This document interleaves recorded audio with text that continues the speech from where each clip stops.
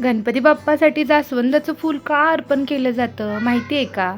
जास्वंदाचं लाल फूल बाप्पाला खूप प्रिय मानलं जातं. म्हणूनच मी आज ठरवलं बाजारातून फुलं आणण्यापेक्षा स्वतःच्या हाताने एक सुंदर रेड जास्वंदीच बनवायची का?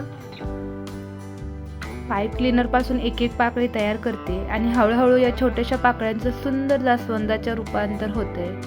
हाताने बनवलेल्या प्रत्येक गोष्टीत एक वेगळंच प्रेम असतं ना. आणि बघा तयार झालं आपलं सुंदर रेड जास्वंदीचं फ्लॉवर. तुम्हालाही हँडमेड जास्वंद असं कसं वाटलं कमेंटमध्ये नक्की सांगा. आणि याचा पूर्ण ब्लॉग बघायला आवडेल का हे पण मला कमेंटमध्ये नक्की सांगा.